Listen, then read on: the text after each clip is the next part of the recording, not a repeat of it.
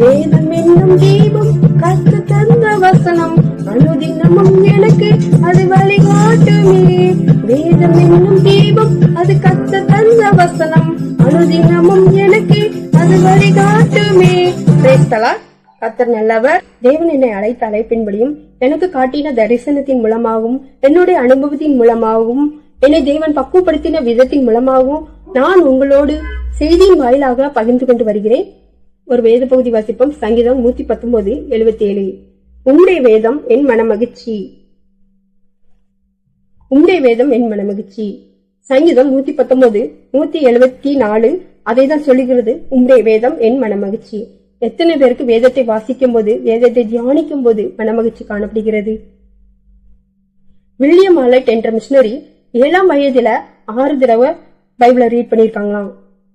என்னுடைய வாழ்க்கையிலும் 16 தடவை தான் வாசிக்க முடிந்தது. நம்ம செஞ்சு பார்ப்போமா? நம்ம எத்தனை தடவை நம்ம பைபிளை வாசித்திருக்கோம் சொல்லி. ஒரு வருஷத்துக்கு ஒரு தடவையாவது நம்மளால முடிக்க முடிஞ்சதா?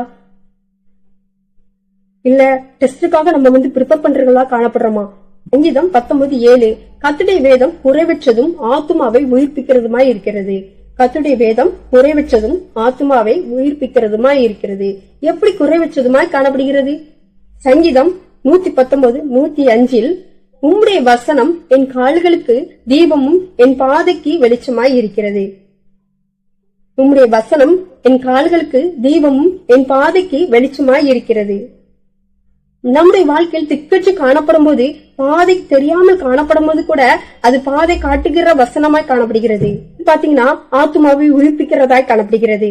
எப்படி ஆத்துமாவை உயிர்ப்பிக்கிறதாய் காணப்படுகிறது? ஒருவேளை கண்ணீரின் பாதையில் நீங்க இருக்கும்போது கூட வேதத்தை தொடர்ந்து வாசிக்கும் போது அவர் உங்களுக்கு உயிர்ப்பிக்கும் வார்த்தையை கொடுக்கிறார். ஆத்துமாவை உயிர்ப்பிக்கிற வல்லமை செயல்படுகிறது. அந்த வசனத்தின் மூலமாக உங்களுக்கு ஒரு ஆத்துமாவை புது தெம்பை ஆறுதலை கட்டளையிடுகிற வார்த்தையாக காணப்படுகிறது. நம்முடைய வாழ்க்கையிலும் நம்ம கையில வச்சிருக்கிற இந்த பைபிள ஒரு தடவையாவது ஃபுல்லா என்ன இருக்குன்னு சொல்லி நம்மளால படிக்க முடியுதா? இந்த கையில வச்சிருக்கிற பைபிள நம்ம ஒரு தடவையாவது நம்ம ஃபுல்லா படிச்சிருக்கிறோமா? படிக்கலனா இன்னையில இருந்து ஒரு தீர்மானம் எடுப்போம். ஏசப்பா, நான் இந்த பைபிள ஃபுல்லா படிச்சு முடிக்கணும்னு சொல்லி ஒரு தீர்மானத்தோட நம்ம செயல்படுவோமா?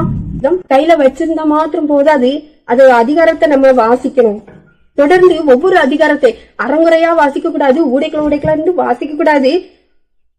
முதல்ல இருந்து ஸ்டார்டிங்ல இருந்து முடிவு வரைக்கும் நம்ம வாசிக்கிறவங்களாய் காணப்படணும்.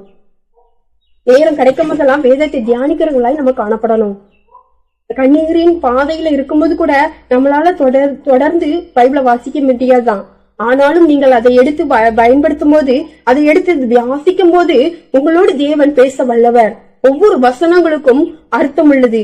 ஒவ்வொரு வசனங்களுக்கும் உயிர்ப்பிக்கிற வார்த்தை உள்ளது. ஒவ்வொரு வசனத்திலும் ஜீவன் காணப்படுகிறது. அந்த ஜீவனுள்ள வார்த்தையை எடுத்து படிக்கும் போது உங்களுடைய ஆத்மாவில் புது தெம்பை காணப்படுகிறது. ஒரு உயிர்ப்பிக்கிற வல்லமையை தேவன் கட்டளையிட்டிருக்கிறார். அழைத்தை படிக்க படிக்க தேவன் உங்களோடு பேச வல்லவர். இந்த வேதத்துல காணப்படுற ஒவ்வொரு சம்பவங்களும் கூட அப்படியே நம்ம வாழ்க்கையில ஒவ்வொரு பேருக்கும் ஒவ்வொரு சூழ்நிலையில காணப்படுது. கூட வேதத்தை ஒரு தடவையாவது வாசிக்கிறதுக்கு பிரயாசப்படணும். ஜீவனுள்ள வார்த்தைகள், தேவன் நம்மளோட பேசுகிற வார்த்தைகளை நம்ம ஆராய்ந்து பார்க்கணும்.